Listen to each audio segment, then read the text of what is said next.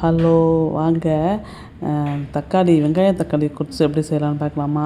எங்கள் வீட்டு எதிர்த்த வீட்டு அக்கா, அதாவது இந்த 2 வீடு காட்டணும் பார்த்தீங்களா, அந்த வீட்டு அக்கா வந்து செஞ்சாங்க. இங்கே பாருங்கள், சின்ன வெங்காயம் கொஞ்சம், பெரிய வெங்காயமும் ஒரு 2, 3 வெங்காயம் எடுத்து நைஸாக அரிஞ்சுக்கிட்டாங்க. தக்காளி ஒரு 5, 6 தக்காளி நாங்கள் எல்லாம் கேட்டுக்கிட்டேன், நான் அவங்கள்ட்ட கேட்டுட்டு தான் நான் சொல்கிறேன். 5, 6 தக்காளி நல்லா நைஸாக அரிஞ்சு வச்சுக்கிட்டாங்கங்க. இது பச்சை மிளகாய் எல்லாம், இப்போ கடுகு, உளுத்தம் பருப்பு, கடலப்பருப்பு போட்டு தாளித்தாங்க. தாளிச்சிட்டு அதோடையே வெங்காயம் சூப்பராக செய்வாங்க. இவங்க வதனன்னு தான் சொல்லணும். நான் எல்லாருமே அக்கா அக்கானே சொல்லிவிடுவேன். எங்கள் மாமா பிள்ளைங்களாம் வதனன்னு தான் நாங்கள் சொல்லுவோம். ஆனால் நான் மட்டும்தாங்க, எங்கள் அக்காலாம் வதனன்னு தான் சொல்லுவாங்க. நான் மட்டும்தான் எல்லாரையும் அக்கா அக்கானே கூப்பிட்டு பழக்கமாக விட்டு. சின்ன வெங்காயம் போட்டு நல்லா வதக்குறாங்களா, வதக்கிட்டு அதோடய பச்சை மிளகாய், உப்பு எல்லாத்தையும் போட்டு வதக்கினாங்க. அப்போ தான் கொஞ்சம் நல்லா வதங்கும் அப்படின்னு சொன்னாங்க. அப்புறம் அதோட கொஞ்சம் மஞ்சத்தூள் போட்டுக்கிறாங்க. அது தக்காளி கொஞ்சம் வதங்கின பிறகு தக்காளி போட்டுக்கிட்டாங்க. ஒரு 5, 6 தக்காளிங்க, நல்லா பழுத்த தக்காளிங்க. இது எத்தனை பேருக்கா சாப்பிட்லாம் அப்படின்னு கேட்டேன். ஒரு 7, 8 பேர் சாப்பிட்லாம். அதாவது சாப்பிட்றவங்கள பொறுத்து தானேங்க. சில பேர் தொட்டுக்கிட்டு சாப்பிடுவாங்க, சில பேர் குழப்பி அடித்து சாப்பிடுவாங்க. அதுமாரி சாப்பிட்றவங்கள பொறுத்து தான். அவங்க வீட்டில் வந்து அவங்க பொண்ணு வந்திருக்காளா, அவங்க பொண்ணு 2 பிள்ளைங்க, இவங்க 2 பேர். அதுமாரி இவங்க வந்து எப்போதுமே நிறையா தாங்க செய்வாங்க. நிறைய செஞ்சு எங்களுக்கெல்லாம் கொடுத்துருவாங்க. எப்போதும் எங்களுக்கும், இன்னும் பக்கத்தில் எங்கள் மாமா வீடு இருக்குல்ல, அவங்களுக்கும் சேர்த்து தான் செய்வாங்க எப்போதுமே. அதில் போட்டு எல்லா காய்கறியெல்லாம் எல்லாத்தையும் நான் கொதிக்க விடணுமாக்கா அப்படின்னு கேட்டேன். கொதிச்சுட்டு போட வேணுமாக்கான்னு. இல்லைம்மா பரவாயில்ல, குக்கரில் தானே போடுறோம், அது வெந்துடும் அப்படின்னு சொன்னாங்க.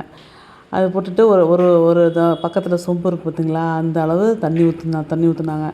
தண்ணி ஊற்றிட்டு குக்கர் வச்சு மூடிட்டாங்கங்க. குக்கர் வச்சு மூடினாங்களா. நிஜமாக இவங்க செய்கிற வந்து நல்லா பக்குவமாக செய்வாங்க. இந்த பாருங்கள், இது வந்து 2 ஸ்பூன்னு கடல மாவுக்கு வந்து கரைச்சி வச்சுருக்காங்க. தனியாக கரைச்சி ஒரு கிண்ணத்தில் வச்சுருக்காங்களா. அப்புறம் என்ன பண்ணுறாங்க, குக்கர் 3 விசில் விட்டாங்க குக்கரை. நான் பக்கத்தில் தான் இந்த எல்லாத்தையும் எடுத்துகிட்டு இருந்தேன்.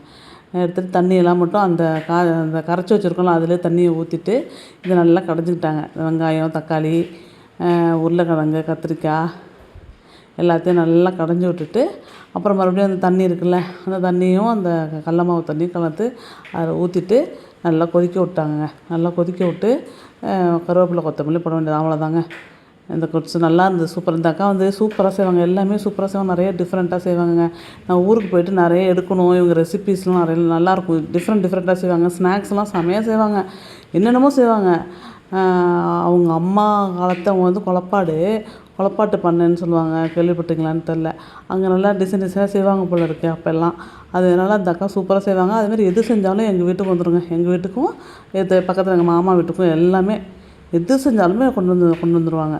இப்போயும் எல்லாத்தையுமே எடுத்துகிட்டு வந்து எங்கள் அம்மா நான் இருக்கிறப்ப கதவு திறந்துருந்தா எடுத்துகிட்டு வந்து எங்கள் அம்மா நான் ஃபோட்டோவில் வந்து வச்சுருவாங்கங்க. சூப்பராக செய்வாங்க. இதை வந்து நல்லா கொதிச்சு விட்டு எடுத்துகிட்டு அவ்வளோதாங்க, முடிஞ்சிட்டு. நான் வந்து வீடியோ எடுக்கிறதுக்காக காலையிலே அவசரமாக 8 மணிக்கெலாம், அவங்க சீக்கிரமாக சாப்பிட்ருவாங்கங்க. காலையில் 7, 8 மணிக்கெலாம் சாப்பிட்ருவாங்க. மதியானம் 12, 1 மணிக்கெலாம் சாப்பிட்ருவாங்க. நான் அப்புறம் ஓடி போயிட்டு எடுத்துகிட்டு வந்துட்டு இருந்தேன்னா, அப்புறம் எல்லாம் முடிஞ்சோடனே எனக்கும் கொஞ்சம் கொடுத்தாங்க. அதிலே வாளியிலே தூக்கு வாளி இருக்குது பாருங்க, இந்த வாளியிலே கொடுத்தாங்களா, அதையும் எடுத்துகிட்டு வந்துட்டாங்க. இந்த வாளி இருக்கு பாருங்க, இந்த வாளியில் எப்போதும் இந்த வாளியில் கொடுத்துட்ருவாங்க.